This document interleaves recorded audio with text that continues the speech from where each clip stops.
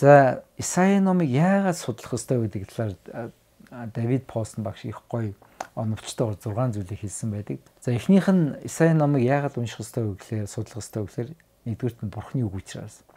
Бурхны үг биднийг авардаг. Тиймээс бид энэ авралыг ойлгохын тулд Исаи номыг судлах ёстой. Исаигийн нэр бол Бурхан авардаг гэсэн утгатай Исаяху гэдэг юм ном нэртэй ийм хүн байдаг. Исаи бол авралын ном. Тиймээс бид үнэхээр Бурхны авралыг ойлгомжтойгоор ойлгож мэдхийн тулд Исаи номыг унших ёстой.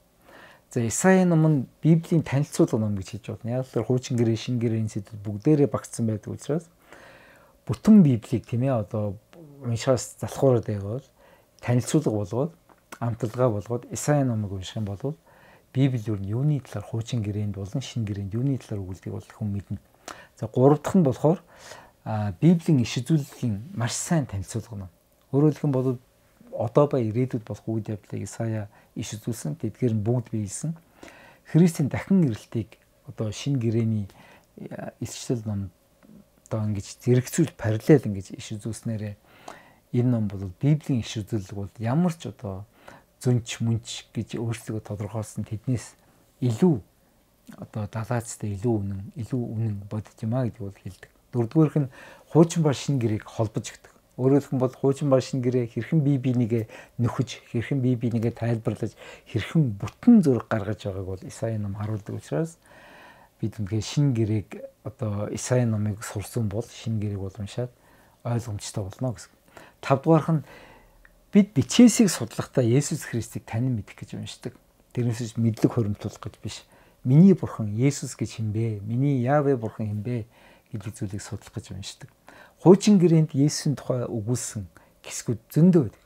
Исаи ном дээр бол нин ялангуяа маш их байна. Тэгэхээр энэ Исаи 53 дээр түрүүн би уншихад үнэхээр Есүсийн амьдрал тэр чигээрээ нүдэн дээр харагдаж байгаа шиг Библийн олон одоо хуучин гэрээний хэсгүүдэд Есүс Христийн одоо тухай өгүүлсэн байдаг юм. Тэгээд Библийн нэгэн багш хэлсэн байдаг шүү дээ. Хуучин гэрээний хаанаас нь ч зүссэн тэндээс Есүс гарч ирнэ гэж бол хэлсэн байдаг. За 6 дугаарх нь Бурхныг илүү томоор харах одоо боломжийг өгдөг. Бурхан бол зөвхөн нэг жижигхэн Израиль гэдэг улсын бурхан биш, тийм ээ. Бурхан бол бүх дэлхийг эзэгэндэг, бүх түүхийг одоо захирдаг. Цорын ганц төгсийн төгс бурхан юм аа. Заримс болохоор ингээд Арабын ертөнцийг бол Аллах гэдэг бурхан одоо хариуцдаг, Европыг Есүс гэдэг бурхан хариуцдаг. Монголыг болохоор юм Будда тийм ээ одоо зүүн Ази одоо Ази улсуудын Будда, монголчууд бол ялангуяа энэ очирван ядан бурхан хариуцдаг гэдэг ингээд мунхран боддог. Үнэндээ бол өөрсдөө бурхан гэж бодогч бурхан гэж нэрлэж байгаа юм болгон бүгдээрээ бурхад биш юм аа гэх. Харин бурхан бол зөвхөн Израилийн бурхан Явэ бурхан юм аа гэдэг зүйлийг энэ Исаи ном дээр маш зөрөгтэйгээр тодорхойлдог. Тиймээс та бүхэн Исаи номыг уншаарай, судлаарай, тунгаан бодож цээжлээрээ тэгээд ухаарсан зүйлээрээ амьдраарай гэж хүсэж байна.